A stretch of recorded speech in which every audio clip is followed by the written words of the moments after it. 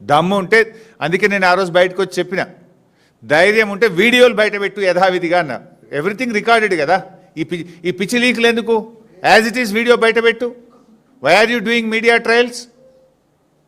లీకులతో కాలక్షేపం మానేసి దమ్ముంటే ప్రజలకిచ్చిన 6 గ్యారంటీలు నేను 420 హామీలు అమలు చేయి ఫస్ట్. ఈ లీకులతో ఎంతకాలం నడుపుతావు గవర్నమెంట్ను? ఇప్పటికీ 2 నెలలు అయింది. ఇంకా లీక్ రాజకీయాలేనా? ఇంకా ఫేక్ మాటలేనా?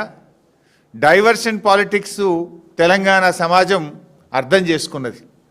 నువ్వు చేతగాక ప్రజలకిచ్చిన హామీలు అమలు చేయక ఈ డైవర్షన్ పాలిటిక్స్తో ఆడుతూ ఉన్నావు.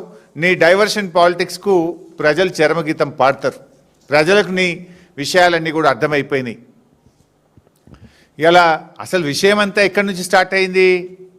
రేవంత్ రెడ్డి గారి బావమరిది సృజన్ రెడ్డి గారు చేసిన భూ కుంభకోణాన్ని ఆధారాలతో సహా బయట పెడితే ఈ ప్రభుత్వానికి కంటి మీద కునుకు లేకుండా అయిపోయింది. ఒకప్పుడు తెలంగాణలో ఒక మాట ఉండేది. ఏంటది? తెలంగాణ సిరులగని సింగరేణి. తెలంగాణ సిరులగని సింగరేణి అనేటువంటిది నాటి మాట. నేటి మాట ఏంది? సింగరేణి సృజన్ గని అనేది నేటి రేవంత్ మాట.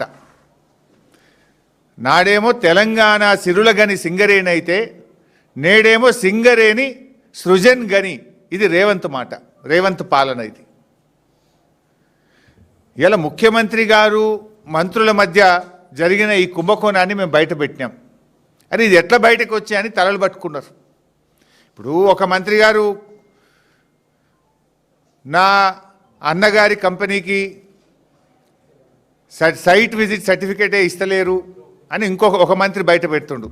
మా కుటుంబానికి సంబంధించిన కంపెనీకి సైట్ విజిట్ సర్టిఫికేట్ ఇస్తలేరని చెప్పి ఆ మంత్రి గారు ఏకంగా ప్రభుత్వంలో భాగస్వామ్యం అయి ఉండి సింగరేణి సీఎండీకి ఉత్తరం రాసిండు.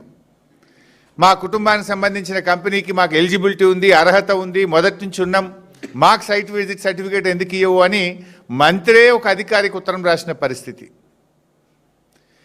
ఇది ఏమైపోయిందంటే మొత్తం ఈ వాటాల పంచాయతీ కాంగ్రెస్ పార్టీకి ఉరితాడుగా మారింది. ఇది మాకు ఉరితాడుగా మారిందని అర్థం చేసుకున్న రేవంత్ రెడ్డి ఈ సిట్టు పేరు మీద డైవర్షన్ పాలిటిక్స్ ఆడుతూ ఉన్నాడు. ఇది ఎంత పెద్ద కుంభకోణం! ఇది ఒక్క నైనీ బ్లాక్ కాదు, చాలా పెద్ద కుంభకోణం ఉంది దీని వెనుక. బామ్మర్ది సంతోషం కోసం రేవంత్ రెడ్డి గారు చేసిన ఈ కుంభకోణం ఈరోజు దేశవ్యాప్తంగా చర్చ జరుగుతూ ఉంది. అసలు మేము ఇది బయటపెట్టిన తర్వాత మొదటిసారి ఢిల్లీలో coal ministry emergency Singareni board meeting పెట్టింది. చరిత్రలో ఎప్పుడు జరగలే. బీఆర్ఎస్ పార్టీ కుంభకోణాన్ని బయట పెడితే ఢిల్లీలో కోల్ మినిస్ట్రీలో ఎమర్జెన్సీ బోర్డు మీటింగ్ జరిగింది. ఇవాళ తెలంగాణ ప్రతిష్టకు మచ్చ వచ్చే పరిస్థితి వచ్చింది. తెలంగాణ అంటే ఒకప్పుడు పారదర్శకతకు, పనికి, నైతిక విలువలకు ఒక గొప్ప పేరుండే. కానీ రేవంత్ రెడ్డి చేసిన ఈ బొగ్గు స్కామ్ వల్ల తెలంగాణ ప్రతిష్టకు మసకబారే పరిస్థితి ఏర్పడ్డది. గతంలో మీ అందరికి గుర్తే ఉంది, యూపీఏ ప్రభుత్వంలో కూడా ఒక కోల్ స్కామ్ జరిగింది. నాటి కోల్ గేట్ స్కామ్ ఎట్లయితే యూపీఏ ప్రభుత్వ పతనానికి దారితీసిందో, నేటి ఈ బొగ్గు కుంభకోణం కాంగ్రెస్ ప్రభుత్వ పతనానికి ఇవాళ బీజం పడ్డది. నాటి యూపీఏ కోల్గేట్ స్కామ్ దాదాపు 1,80,000 కోట్ల స్కామ్ ఆ రోజు మొత్తం దేశాన్ని కుదిపింది. నాటి యూపీఏ కాంగ్రెస్ ప్రభుత్వ పతనానికి ఆ రోజు నాంది పడ్డది. నేటి ఈ బొగ్గు కుంభకోణం ఈ కాంగ్రెస్ పతనానికి తప్పదు. ఇది కాంగ్రెస్ పతనానికి ఇలా బీజం పడ్డది. ఈ గండం అర్థమైంది వాళ్ళకు. ఈ గండం గట్టెక్కేందుకే, ప్రజల దృష్టి మరల్చేందుకే బీజేపీతో కుమ్మక్కై రేవంత్ రెడ్డి ఈ సిట్ల డ్రామా ఆడుతూ ఉన్నాడు. ఈ డ్రామాలోనే భాగంగా మొన్న నాకు, నేడు కేటీఆర్ గారికి నోటీసులు ఇచ్చి ఇబ్బంది పెడతా ఉన్నాడు. ఆ రోజు నన్ను పిలిచినాడు కేటీఆర్ గారు.